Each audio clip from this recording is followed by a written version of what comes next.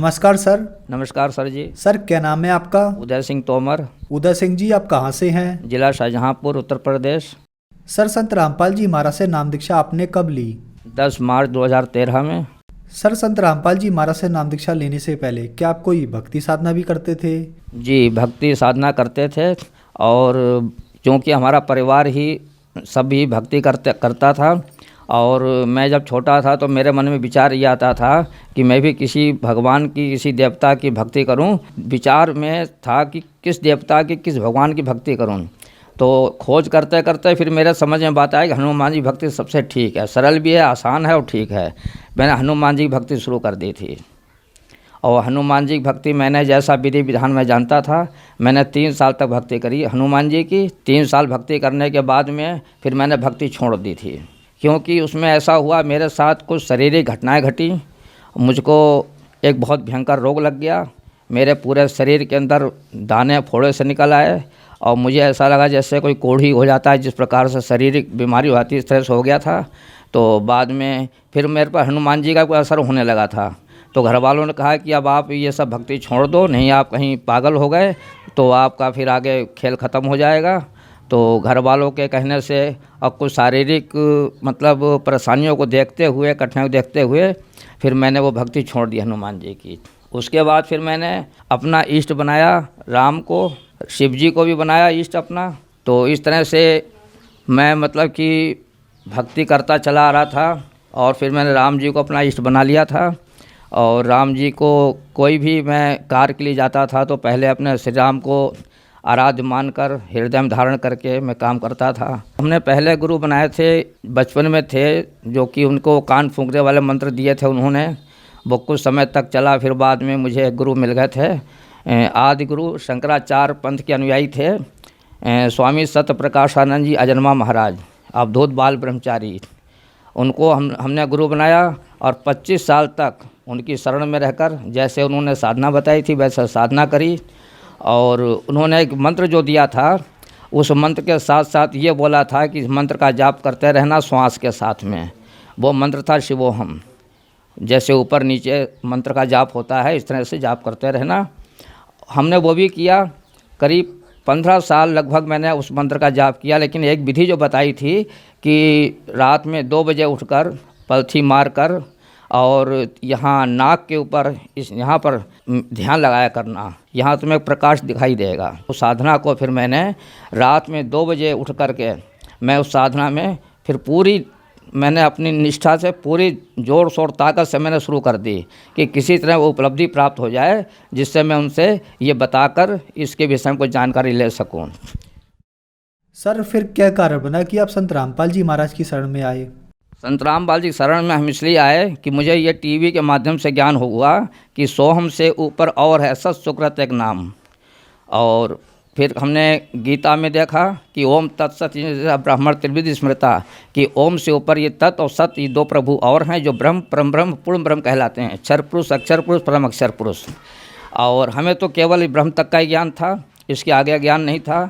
फिर हमने TV channel के माध्यम से संत रामपाल जी महाराज का जो हमने प्रवचन सुने, देखे, जिसमें गीता का, वेद के अंदर भी परमात्मा ने स्पष्ट कर दिया कि कबीर देव नाम का वो परमात्मा है, और वो मतलब कि उनके जो गुण गाए गए परमात्मा के वेदों में वो उनमें वैसे ही पाए गए। और फिर ये भी साबित हुआ मुझे टीवी देखने के माध्यम से कि संत रामपाल जी महाराज ने जब ये सिद्ध कर दिया कि उस पर कि परमात्मा कबीर हैं, तब मेरे मन में चिंता हुई। तब मैंने एक वृद्ध थे 80 वर्ष के सरदार जी थे, उनको मैंने बताया कि ये सतनाम जो और आप जो वाहेगुरु बोलते हो, ये वो चीज़ नहीं है। वो तो वहाँ सतलोक आश्रम बरवाला में मिलेगी, संत रामपाल जी महाराज के इसके जानकार हैं और वही ये सब कुछ देंगे।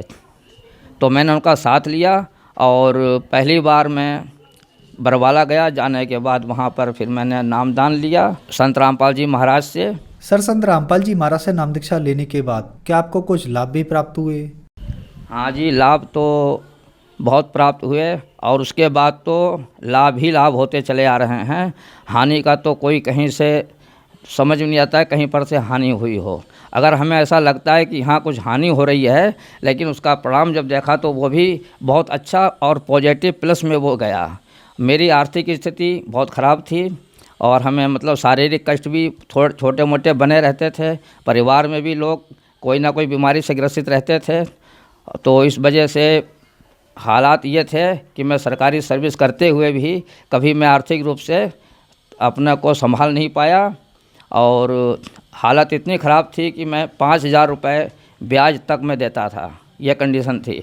लेकिन संत रामपाल जी महाराज की शरण में जाने से मेरे ये सारे जाने से पहले ही ये संकट दूर होना शुरू हो गए थे और मुझे आर्थिक रूप से इतनी मजबूती मुझे मिलना शुरू हो गई कि मैं सोच नहीं सकता हूँ। परमात्मा ने ऐसे चमत्कार कर दिए कि मैं इस सोच के हैरान हूँ कि परमात्मा ही वो काम कर सकता है जो कि दूसरों के लिए असंभव है।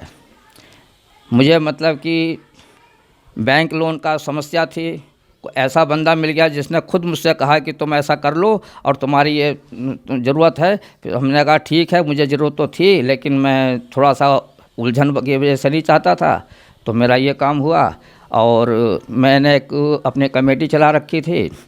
जाने से पहले वो कमेटी में मुझे मेरा नंबर आ गया, वो भी पैसा मुझे मिला और हमने मतलब कि सैलरी हमारी थी जो 20-25 तारीख के बाद मिला करती थी, वो भी समय से मिलना शुरू हो गई। तो मेरे पास पैसा इतना हो गया कि एडवांस पैसा मेरे घर में रखा रहता था और मैंने परमात्मा से प्रार्थना भी की थी कि परमात्मा बरबाला में कि प्रभु कुछ ऐसी कृपा करना कि हम अधिक से अधिक आपके दरबार में आपके दर्शन हेतु हम आ सकें, ऐसी व्यवस्था कर देना परमात्मा। तो हम जब नाम दान लेकर के आए उसके बाद हमारे परिवार के लोग जुड़ना शुरू हुए, उनको साथ में लेके जाने लगे और इस तरह से हमें मौका बराबर मिलता रहा परमात्मा के दरबार में जाने का। हमारी पत्नी को कैंसर हुआ था और उसका हमने इलाज डॉक्टर से करवाया। एक डॉक्टर ने रेफ़र किया बरेली केश लता हॉस्पिटल में। वहाँ डॉक्टर ने बोला कि इनका ऑपरेशन होगा, 10 दिन भर्ती रहने के लिए बताया। तो मैं फिर वहाँ से उनको छोड़ करके फिर मैं सीधे उसी डॉक्टर के पास गया जिसने वहाँ भेजा था बरेली में मुझे। बदायूं के डॉक्टर थे, तो उनसे मैंने परामर्श किया कोई ऐसा डॉक्टर बताइए जो बीमारी को सही कर सके और ठीक इलाज हो पाए। तब उन्होंने बताया कि आपका दिल्ली, लखनऊ, कानपुर, अलीगढ़ इस जगह पे इलाज है और वहीं आप करा सकते हैं। फिर मैंने लखनऊ चुना। लखनऊ गया, वहाँ पर मैंने वाइफ पत्नी का इलाज करवाया। लगभग 1 साल तक वहाँ उनका इलाज चला, जबकि वो डॉक्टर बता रहे थे कि इनका ऑपरेशन होगा अभी तुरंत और इतना खर्चा, 10 दिन भर्ती रहेंगे। वहाँ जाने के बाद में वहाँ पर डॉक्टरों ने कह दिया कि ना हम ऑपरेशन करेंगे ना हम ऑपरेशन की सलाह देंगे।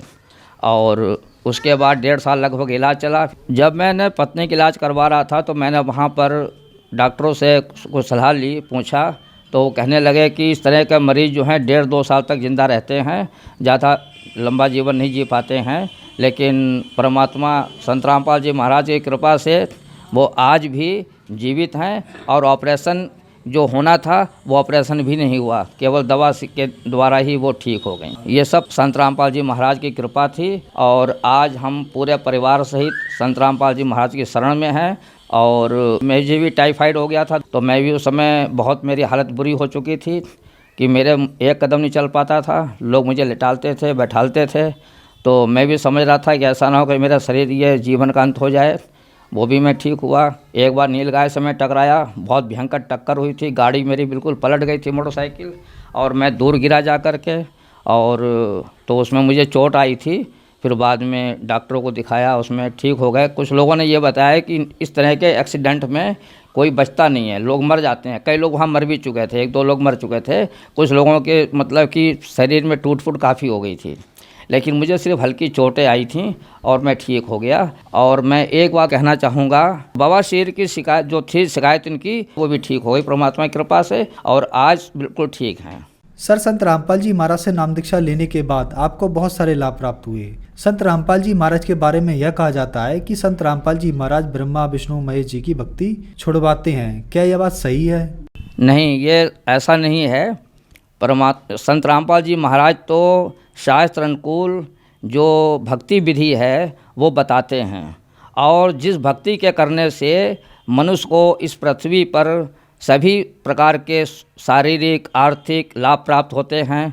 और जैसा कि हम पहले सत कथाएँ पढ़ते थे कि यहाँ कथा सुनो, यहाँ भी सुख मिलेगा, फिर उसके अंत में परम धाम चले जाओगे, वो सब झूठ था, उसमें कोई सच्चाई नहीं थी। सच्चाई तो ये है कि वो सत्य कथा आज हमारे संत रामपाल जी महाराज अपना टीवी के माध्यम से और अपना सत्संग के माध्यम से दे रहे हैं। और यही वो सतकथा है जिसे जगत के प्राणी सुनेंगे और इस संसार के सुखों को प्राप्त करके अंत में परम धाम उस सतलोक में चले जाएंगे, जहाँ जाने के बाद फिर कभी लौट संसार में नहीं आते हैं, जहाँ सुख ही सुख है, दुख नाम की कोई चीज़ नहीं है। ये मार्ग वही मार्ग है। ये सर, जो दर्शक आज आपको टीवी पर देख रहे हैं, आप उन्हें क्या संदेश देना चाहेंगे? संदेश तो परमात्मा दे रहे हैं और मैं उन सब भगत जो भी हमारे जगत के भाई बहन हैं उनसे मैं प्रार्थना करता हूँ कि कोई इस गफलत में ना रहे कि ये कोई साधारण मनुष्य है, ये स्वयं परमात्मा है, ये सिद्ध हो चुका है। और वो परमात्मा संत रामपाल जी के महाराज के रूप में आज धरती पे विराजमान है। इसमें किसी प्रकार की कोई संशय संदेह की बात नहीं है। जो लोग मुझे देख रहे हैं, सुन रहे हैं, अगर वो किसी बात का चैलेंज करते हैं, इस बात की शंका करते हैं, तो वो हमसे संपर्क कर सकते हैं। संत रामपाल जी महाराज से नाम दीक्षा कैसे ली जा सकती है? संत रामपाल जी महाराज से ज्ञान दीक्षा लेने का तरीका है कि चैनल पर टीवी प्रोग्राम आता है, उस पर एक पीले रंग की पट्टी आती नीचे, उस पर आश्रम के नंबर दिए हुए हैं। आप जब उनसे संपर्क करेंगे तो उधर से आपको जवाब मिलेगा। जो आपके क्षेत्र में सत्संग हो रहा हो या जहाँ नामदान सेंटर खुले होंगे, वहाँ आपको बता दिया जाएगा कि आप वहाँ जाकर नामदान ले सकते हैं। धन्यवाद सर। सत साहिब।